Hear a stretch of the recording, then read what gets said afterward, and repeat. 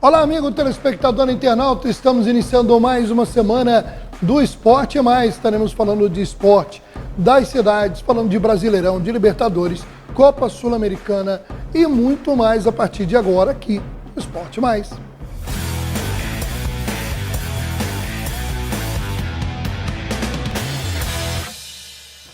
Bom, vamos confirmar aí os resultados da Libertadores nessa terça-feira. A bola rolou para 3 dos 8 grupos e a gente destaca o grupo D, onde Júnior Barranquilla e Botafogo ficaram no 0-0.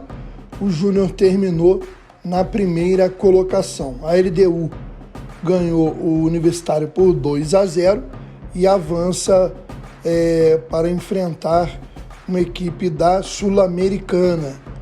Vale lembrar que os terceiros colocados disputam na próxima fase da Sul-Americana. No grupo E, o Bolívar venceu o Palestino por 3-1 e o Flamengo venceu o Milionários por 3-0. O Bolívar terminou em primeiro lugar do grupo E, com 13 pontos, e o Flamengo na segunda colocação. O Palestino ficou com a terceira vaga e vai para a Sul-Americana. No grupo G, o Atlético Mineiro garantiu a primeira colocação do grupo ao golear o Caracas por 4-0. O Peñarol, que venceu o Rosário Central por 2-1, ficou com a segunda vaga. O Rosário Central vai disputar a Libertadores.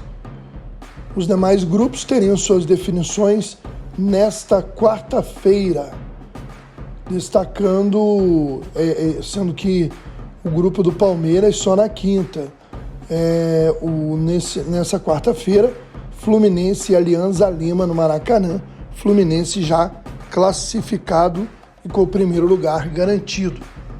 No Jornal Regional de sexta-feira, você confere mais detalhes sobre essa rodada da Libertadores. Com 2 gols de Pedro e o primeiro gol marcado contra pelo Vargas, o Flamengo venceu o Milionários sem sustos no Maracanã lotado, e a gente confere agora a trecho da entrevista coletiva do técnico Tite e também do jogador do volante Alan. Confira. Boa noite, Tite. Boa noite, Alan. Tite, queria te perguntar em relação ao saldo do jogo, mas ao saldo do grupo também. Sim, o Flamengo fez uma partida exemplar, marcando alto, postando-se ali de uma maneira que o Milionários não conseguia sair. Queria uma análise tua sobre o jogo, por favor. E se deixa alguma frustração pelo fato do Flamengo não ser líder num grupo em que ele era predominantemente, na questão técnica, o Flamengo era nitidamente melhor em relação aos seus adversários e acaba se classificando na segunda colocação. Obrigado, boa noite. Boa noite. O desempenho do jogo, na pergunta que tu fizeste, ele sintetizou também. Da supremacia, da posse, do número de finalizações, da marcação agressiva, da marcação agressiva leal, senão a gente confunde, de antecipações, de uma consistência num 2-3 de construção e finalização. Um adversário que procurou fechar os espaços atrás e mesmo assim a gente conseguiu colocar um volume com participações estratégicas efetivas e importantes, como foi do Alan, porque sabíamos que ele era o jogador que ia articular e nós colocamos nessa situação a iniciação e fazer essa fluidez maior, né? E teve essa consistência da vitória. Segundo, eu não consigo te responder porque é um calendário muito apertado e tem uma série de jogos que eles tiveram com detalhes importantes. Sim, a responsabilidade que nós poderíamos ter classificado em primeiro, mas há toda uma circunstância em cima disso também. Tite, Alan, boa tarde, boa noite. Parabéns pela vitória, João Pedro Fragoso, Jornal Globo. Eu queria fazer a mesma pergunta para os dois. No último jogo aqui contra o Bolívar, você, Tite, estava falando sobre como o Flamengo se portava em campo para jogar da mesma maneira dentro e fora de casa. E hoje, mais uma vez, assim como foi contra o Bolívar, como foi contra o Corinthians, o esquema que você mesmo disse que era um 4-3-3, que às vezes vira um 4-4-2 ali com o Gerson, funcionou muito bem. Todos os jogadores do meio ali, o Alan, que fez uma ótima partida, o De La Cruz, o Gerson, se movimentando ali, se aproximando para tabelar. Mas contra o Amazonas, na semana passada, esse não foi muito bem o cenário da partida, assim, talvez o contexto, talvez pela concentração ali, pelo resultado do primeiro jogo também influencie. Mas, de qualquer forma, eu queria saber se você vê também essa diferença do time dentro e fora de casa, e se sim, como fazer para diminuir essa diferença, e para o Alan também, já que está em campo ali. Obrigado. É difícil eu responder uma situação que eu respondi a semana passada, e fiz uma entrevista coletiva. Há todo um contexto do jogo passado. Eu começo só para exemplificar. Uma equipe que marca médio-baixo, como foi no 4-5-1 deles, e transita, aí vou responder de forma tática, não quer a bola e puxa a velocidade com 2 externos. Ela não quer jogo, mas ela quer contra-atacar. E nós criarmos. Jogar perto do torcedor. Perto do torcedor, um psicólogo pode falar isso melhor. Sempre, e todas as equipes, quando jogam em casa, elas têm um índice de aproveitamento, de performance melhor. Não pergunta para mim, porque eu vou dizer que essa é uma coisa que é psicologia explicar. Mas que é, sim, um aspecto de confiança, do carinho que o torcedor tem. Ela traz, ela é um componente. Então, daquela situação para essa, ela fica com uma umidade. Eu suava, cara, sentado. Então, não dá para contextualizar. Desculpa, eu entendo a pergunta, mas não dá para comparar. Um gramado, onde aqui flui, lá tranca. A jogada de velocidade, quando ela chega nos meias e ela vem pipocando, tu não dá. Pergunta para o meia, ou vai jogar uma peladinha, tu recebe uma bola de costas e ela vem viva. Tu trabalha em 2, 3 tempos, tu tira a velocidade do jogo. Quando o gramado não proporciona. Quando é aqui... ela entra num toque só para Arrascaeta, num toque só para Lohan, num toque só para Cebolinha, num toque só para Luiz Araújo, num toque só... Eles desvencem. Então, é uma série de aspectos que pode ser melhor e deva ser melhor, sim. Mas comparar fica... há um contexto todo. Complementa aí. Já respondeu tudo, né? Não vai ficar repetitivo. Eu acho que também o campo atrapalha. A gente, às vezes, pontua isso, e muitas pessoas acham que a gente usa como desculpa, mas não. É complicado jogar num gramado diferente, calor, enfim, linha baixa. E aqui é diferente, o carinho da torcida empurra a gente. Como ele falou, não vai ficar repetitivo aqui. O Botafogo não conseguiu alcançar o primeiro lugar do grupo após o 0-0 com o Júnior Barranquilla fora de casa. Mas levando em conta que jogou desde os 15 minutos do segundo tempo com 1 a menos devido à expulsão de Diego Hernandes, o resultado nem foi tão ruim. O técnico Arthur Jorge participou da coletiva e a gente confere o trecho. Bem, boa noite a todos então. Eu começaria exatamente por aí, até porque é para os nossos torcedores que eu mais falo, é para eles que eu me preocupo passar a mensagem, porque fazem parte desta família Botafogo.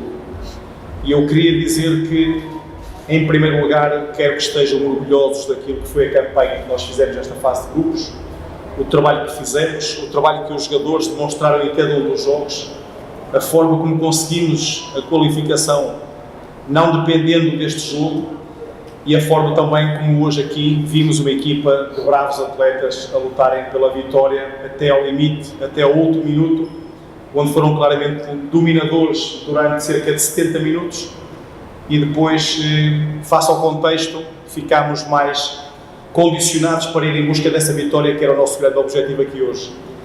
Dizer que realmente fico desiludido por aquilo que os meus torcedores hoje aqui passaram, por terem que se abandonar a arquibancada nos últimos 15 minutos, quando, no momento em que nós precisávamos deles também, foram exemplares, foram corretíssimos naquilo que foi o apoio à equipa durante todo o tempo que estiveram junto de nós, e inexplicavelmente se viram afastados dos últimos minutos, onde poderiam também ser uma parte e uma peça importante para aquilo que era a nossa ponta final. Relativamente àquilo que é a escolha da equipa, uma escolha de equipa segura, uma equipa que garante rendimento, desempenho, e a prova disso foi aquilo que nós hoje aqui fizemos. É um sinal muito claro de que todos os jogadores têm que estar preparados para jogar, e todos os jogadores fazem parte deste elenco com uma intenção muito clara de poderem dar o seu contributo. Todos eles têm a oportunidade e terão a oportunidade de jogar. Não podemos nunca baixar a guarda, temos que estar preparados para aquilo que é a oportunidade, e hoje tivemos aqui uma equipa que, mesmo tendo algumas alterações face àquilo que tem sido o 11 mais habitual, teve um comportamento exemplar, um comportamento de grande nível, um comportamento de grande qualidade, que só não resulta no pleno porque não vencemos o jogo, que era aquilo que nós queríamos.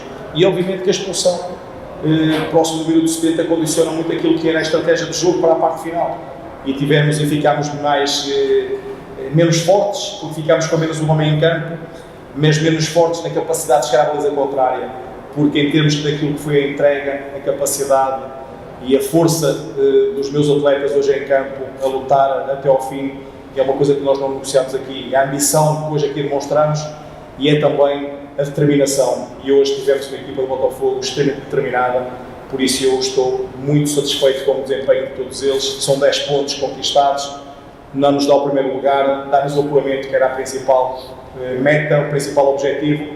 Vamos perceber agora com o sorteio se fará diferença ou não o primeiro ou o segundo lugar. Buenas noches para todos. La verdad que sí, es mi primera Libertadores.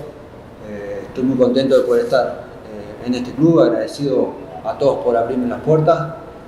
Y bueno, sabemos que va a ser una competición muy difícil. Todos los equipos que pasaron son muy importantes. Agradecer a la afición por ayudarnos en cada partido. Y la verdad que muy contento por el equipo. Logramos el objetivo. Hoy fue un partido muy difícil. Tuvimos ocasiones en el primer tiempo, no pudimos lograrlas, pero esto es fútbol, ¿no? Hay que seguir y se nos vienen cosas muy bonitas por delante y tenemos que estar preparados, como dijo el míster. Bom, vamos falar agora de Copa Sul-Americana, e quem voltou a campo e sentiu os efeitos do período sem poder treinar foi o Internacional. O time jogou na Arena Barueri, em São Paulo, contra o Belgrano, da Argentina, e foi derrotado por 2-1. O Inter se complicou na Sul-Americana com esse resultado, porque já não tem mais chance de ser o primeiro do Grupo C, já definido aí a primeira colocação para o Belgrano, e vai ter que ainda depender de ganhar seus 2 jogos para superar o time do Delfim, que está na segunda posição. O Internacional tem 2 jogos atrasados ainda para serem realizados, contra o Real Tomayapo, fora de casa, e depois em campo ainda a ser definido, por enquanto marcado para Caxias do Sul, contra o time do Delfim. Já o Corinthians se recuperou de um começo ruim na Sul-Americana e acabou em primeiro lugar do Grupo F, ao vencer o Racing do Uruguai por 3-0. Dessa maneira, o Corinthians passa direto para as oitavas de final, né? E o time do Racing é que terá que disputar a chamada repescagem. Quem vai disputar a repescagem é o Bragantino, que no Grupo H empatou fora de casa com o Coquimbo Unido e viu o Racing da Argentina vencer o Sportivo Luquenho por 3-0. Racing terminou em primeiro lugar com 15 pontos e o Bragantino, com 13, terá que jogar a repescagem. Nesta quarta e quinta-feira terá outros jogos e atualizaremos os resultados no Jornal Regional de sexta-feira. Bom, falando de esporte nas cidades, uma competição que envolve aí algumas equipes que nós de cidades, né, que nós acompanhamos aqui pela TV Arte HD Rede TV+, é o Campeonato Estadual Sub-17 de Seleções. E a primeira fase da etapa regional, nós tivemos a classificação de Teresópolis. Só para ressaltar aí que Teresópolis derrotou a equipe de Petrópolis por 2 vezes. Aparece na tabela aí o primeiro jogo, foi 3-1 fora de casa, e no último final de semana, jogando em casa, Teresópolis fez 3-0. A outra semifinal vai reunir Cachoeiras de Macacu e São José do Vale do Rio Preto a partir do domingo, dia 2 de junho. Guapimirim fica esperando aí, agora já sabe, né? Vai enfrentar Teresópolis para chegar na final contra o vencedor de Cachoeiras e São José. Então, 4 equipes aí prosseguem nessa competição, como você vê na tabela da FERJ. Bom, na edição passada aí do nosso Esporte Mais, a gente destacou que o time do Pacua foi campeão do Sub-11 em Guapimirim ao derrotar o Vila na decisão. O placar foi 3-2. A gente vê aí um dos gols da partida e parabeniza mais uma vez aí o técnico Juliano Moreira, sua comissão técnica, os dirigentes e principalmente a galerinha que entrou em campo, os jogadores que fizeram uma boa partida, né? Tanto do Pacua campeão quanto do vice Vila, que valorizaram aí o pessoal que compareceu lá no campo de Modelo para prestigiar a decisão. O Campeonato Brasileiro está de volta nesse final de semana com os seguintes jogos. No sábado, às 16 horas, no Couto Pereira, em Curitiba, tem Grêmio e Bragantino. No mesmo horário, no Barradão, o Vitória recebe o Atlético Goianiense. Às 18h30, no Maracanã, tem Fluminense e Juventude. Mesmo horário e dia para Cuiabá Internacional na Arena Pantanal. E fechando o sábado, às 21 horas, na Neoquímica Arena, tem Corinthians e Botafogo. No domingo, a rodada começa às 16 horas, com Atlético Mineiro e Bahia, na Arena MRV. No Maracanã, tem o Clássico dos Milhões, Vasco e Flamengo. O Criciúma recebe no mesmo horário o Palmeiras, no Heriberto Rios.